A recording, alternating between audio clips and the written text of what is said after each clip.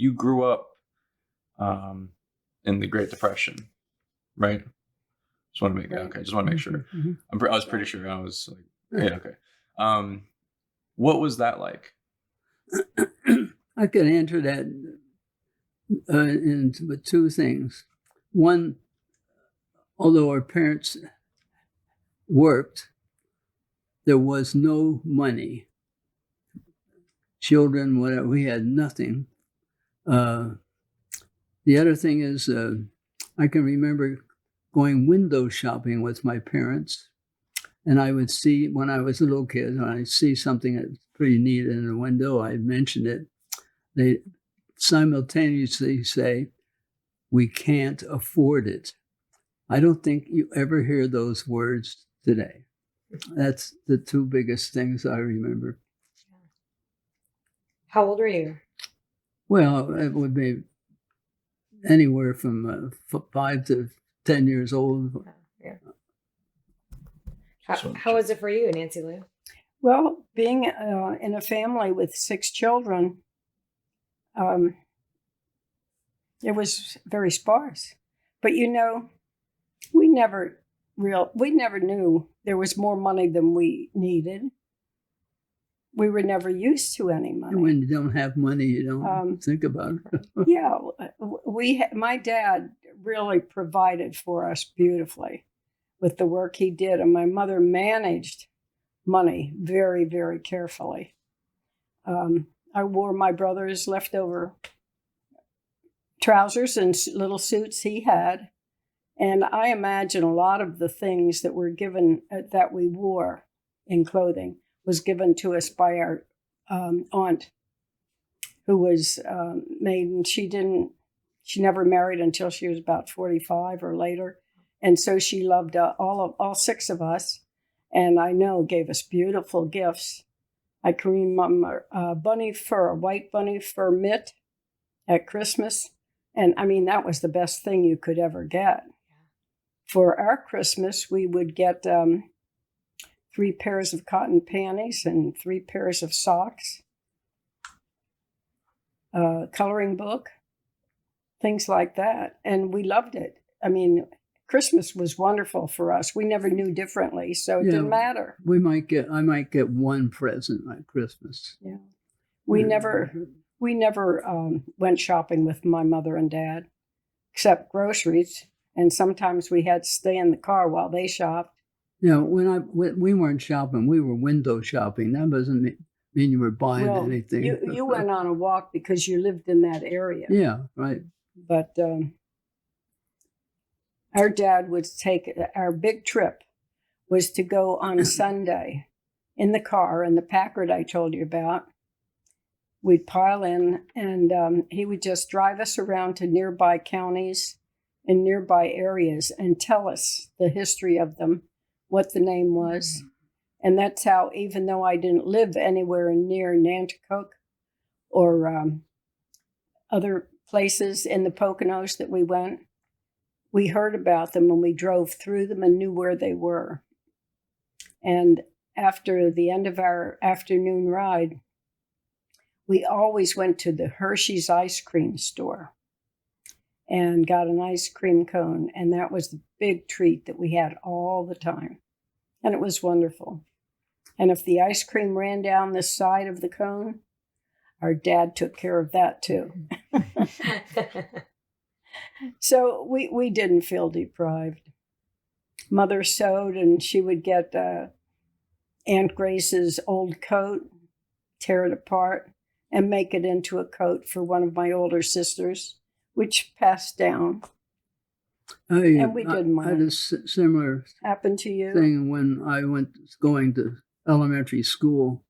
I wore my brother's clothes, and my mother would take tucks. She could sew well in the sleeves. I wore all their clothes, hand-me-downs. But for one thing, they were always sewn. They didn't have holes in them, and they were clean. Always clean. She was proud of them being clean. And I think one time my teacher knew that we didn't have a lot of money, so we got to take the Christmas tree home from the school. and we dragged that Christmas tree all the way home. There was a great deal of sharing and caring for other people. That's a good thing. I wanted to talk about that. There was a family that lived in the next block. My mother would send me over there with $1, and not to tell my father. And what the deal was is the steelworks where my father worked, they got their pay on Thursday. But the paint shop where this other man worked, they got paid on Friday. So this $1 carried her over to Friday when she would give it back. And from time to time, we call them hobos. One would show up at your back door. My mother would always give them a sandwich or something like that. So sharing was part of it.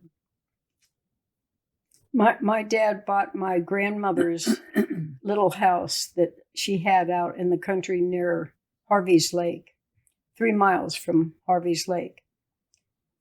It was on a little farm, had a barn, and Dad bought a cow and 2 ponies and 2 horses, some chickens, some pigs, and we were out there from the time school closed in June until September when it opened to give us the experience of farm and what you do on a farm, how you help. We all helped and had a marvelous time.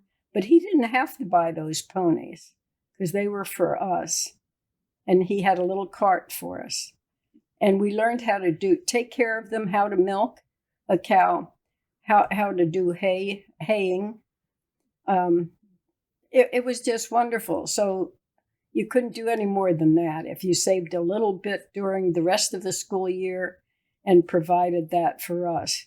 He drove back and forth from his job to get to the farm every day. But we were there for those 2 months, and it was marvelous. That's incredible. That's great. Well, I want to share you a story about the gang of kids that I played with. The gang word just meant that we were friends. One of the things we would do is play softball in a small lot. We had no gloves, so that's why we didn't play hardball. Until one Christmas, one of the kids got a catcher's mitt. Well, it was a glove. Let's say a glove. We used that for the catcher. He would. That was all of him. And then we had a softball that was beat up and repaired with electrical tape. And when one of our good hitters hit it, you could see this tape streaming off and it had to be repaired. So we suffered through all that, but we played. I was the littlest kid. They called me Shadow because I was so skinny, but I got to play no matter what. They really showed me True friendship. Yeah, friendship in that way. We had a brick for home plate, a corner of a building for another, and then we had another stone for second base. Then we had some lady's gate for third base. And since I wasn't, my hands were always small. I had a hard time catching a softball. I was made steady pitcher, and we never had enough for 2 teams, so we rotated positions. If you caught a ball, you could go right to play it. Otherwise, if somebody's out, everybody moved positions around. So that's kind of how we played that game. But that was fun. And I tell everybody that we had nicknames. Like Gilbert Miller was called Bullet, and Misi was called Misi. My best friend, Gildo Ruggieri, had a built-in nickname, Gildo, so we didn't do it. I was called Shadow, but they always had Bobby the Greek. Now, his father had a hot dog store on the main street, and you could get a popsicle for 5 cents or even a hot dog. But Bobby the Greek was one of our playmates. So we had, I forgot, Jimmy Burns, he was Catholic. He had to go to a parochial school. So we wouldn't see him till the summertime. But we did have Catholics, Protestants, one Jew, the tailor in town was Jewish, and his son played with us, Billy Smith. So we had great times together, and I'll never forget that. And there was a time when we moved out of this alley we lived in, about a mile, and then out very close to the high school, and I never saw Gildo again. That was a sad thing. You would think that when the war came, we would be all spread all over, but somehow, I don't know what happened to Gildo. I did see Misi in high school and Bobby the Greek, but I didn't see anybody else. It was just sad.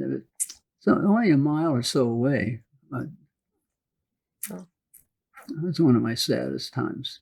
And I remember going back to that elementary school. It was a 3-story building. It was the oldest public school in Bethlehem.